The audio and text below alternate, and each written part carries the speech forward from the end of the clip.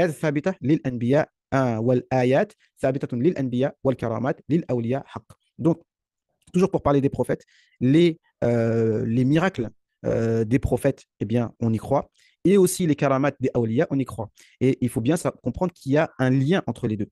Entre les miracles, entre guillemets, des pieux et des saints et les miracles des prophètes. Donc, on appelle ça pour les saints, les pieux, des karamats. Et pour les prophètes, des ayats. Donc, ce sont des mots bien précis différents. Je voudrais juste signaler que la même chose qui, euh, qui est la cause de ne pas croire en un prophète, c'est la même chose qui est la cause de ne pas croire au karamat des saints. Je répète, la chose, yani, des gens voient des prophètes. Normalement, et c'est pas normalement, c'est sûr, un prophète, c'est quelqu'un qui est rempli de lumière. Un prophète, normalement, tu le vois, tu ne peux que l'aimer, tu ne peux que le suivre.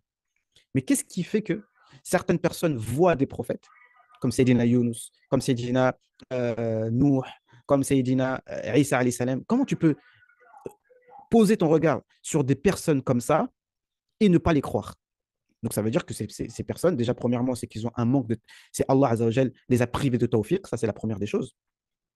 Et, dans un deuxième temps, on dira que la chose qui les masque de voir la véracité des prophètes, ben, c'est la même chose qui masque aujourd'hui des musulmans de ne pas reconnaître un wali, d'accord? De ne pas reconnaître un pieux.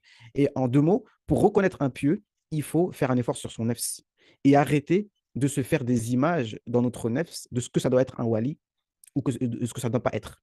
Comment il doit être, comment il ne doit pas être. Qu'est-ce qu'il doit dire, qu'est-ce qu'il ne doit pas dire. Vous voyez? Parce que beaucoup de gens se font beaucoup d'idées. Non, un wali, ça doit être comme ça. Un pieux, ça doit être comme ça. Au même titre que certains se faisaient des idées sur les prophètes. Normalement, un prophète, ça ne mange pas. Un prophète, ça ne va pas au marché. D'accord? Un prophète, ça ne se marie pas, etc., etc. D'accord? Quel est ce prophète qui mange de la nourriture et qui marche et qui va dans les marchés? Donc, qu'est-ce qui se passe? C'est que l'humanité du prophète les a masqués de voir le prophète qui était derrière cet être humain. Un être humain, oui, mais qui reçoit la révélation. Mais eux, ils ont vu que l'être humain.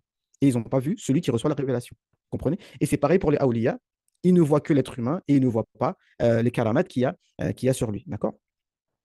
Et en ce qui concerne l'humanité du prophète, bien sûr qu'il est humain, mais encore une fois, beaucoup de musulmans aussi n'arrivent pas à refuser certains mérites du prophète sous prétexte que ce n'est qu'un être humain. D'accord? Donc c'est un peu, toute proportion gardée, la même problématique qui se pose. Mais bien évidemment, comme l'a dit l'imam al-Busayri, en ayant mis de côté ce que les chrétiens ont dit sur leur prophète, après ça, tu peux dire ce que tu veux. Non. Et même si, et tout ce qu'on pourra dire sur le prophète, à part ce que les chrétiens ont dit sur le prophète, eh bien, ce sera toujours peu. Ça, il faut bien le comprendre. Non. Et que tous les miracles des prophètes sont une extension, tous les miracles des saints sont une extension des miracles des prophètes. Non. Et tous les saints que l'on connaît n'ont pris leur sainteté que de la lumière du prophète. Donc, en réalité, à travers un saint, on voit, si vous préférez, l'image du prophète.